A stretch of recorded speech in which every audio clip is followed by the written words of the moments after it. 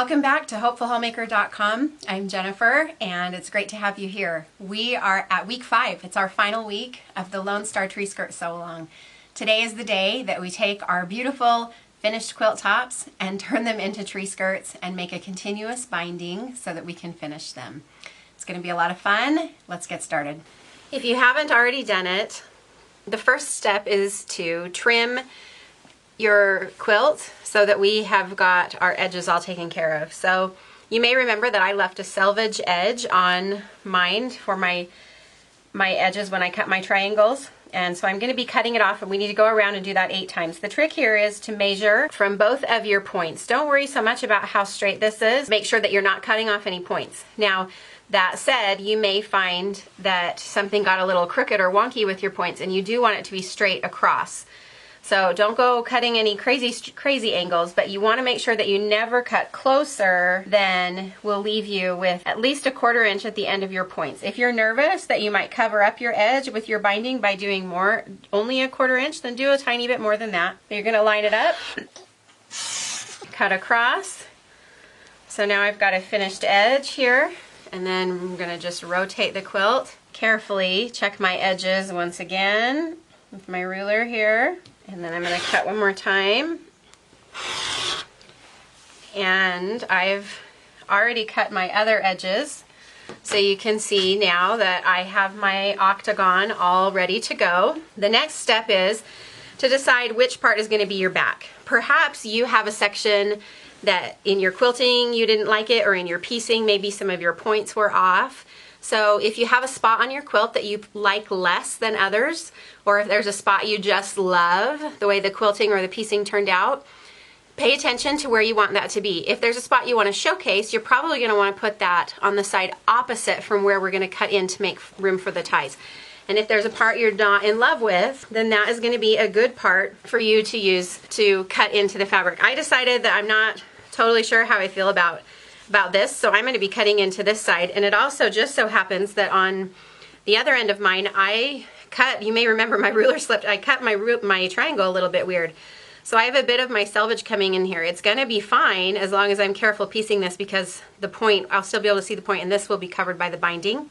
But just in case, since I made a mistake, I'm going to have that part be the part that I cut into. And so this is going to be my back. So wherever you cut into your quilt, that is going to be the part that opens, and there will be ties here. So typically that's probably going to be at the back of your Christmas tree, as opposed to the rest of the quilt that will go in front, around the front of your tree. So choose whatever part you like least, and let's cut into that. So what you're going to do is line up carefully your edges. And this is an easy cut because we're going to go right down this seam, right down the middle of your quilt. So you're just going to have to make sure that you're going straight across your background. And the point that we are going to cut to is this point right here. Lining up my straight edges, I'm going to go right there. You may want to make sure that you have a good sharp blade in your rotary cutter, because you're going to be cutting through several layers of fabric and thread here. So there, I did it. It's kind of a scary thing.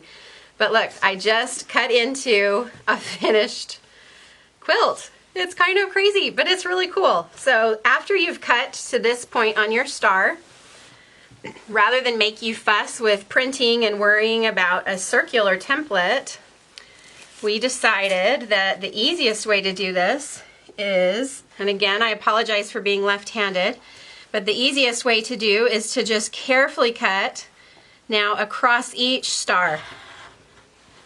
So I just cut across one star, or one diamond, I mean. And I'm going to keep doing this as I go all the way around. I'm going to do this through all 8 of the diamonds in the very center square. And you can see now why I told you not to worry about the quilting in the center of your quilt, because we're literally taking it out. Now, if you did something amazing in the center of your quilt, guess what? You could put a little binding on that, and you could turn it into a coaster or a little mini Christmas ornament or something else. So if you love that piece, keep it and find something useful that you can do with it as a little craft. You could use it somehow as a gift tag on a Christmas gift, or something like that. But what we're gonna do is we're gonna go all the way around. I've got 6 of mine done. Gotta get through 7 and 8 here. I'm gonna go all the way around.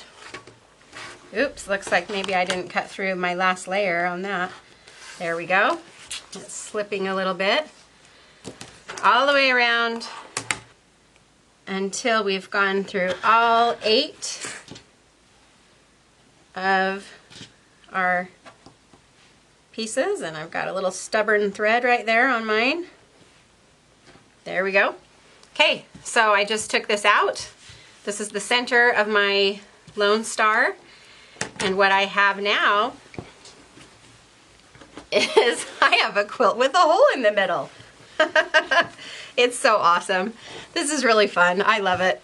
Anyway, so there you go. So now you can see what the pattern actually is going to look like. You've just got this hole in the middle, and you've got your sides.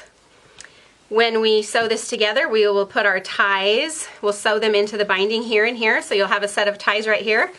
Binding will go around, it'll go down these sides and then around the octagon and back up.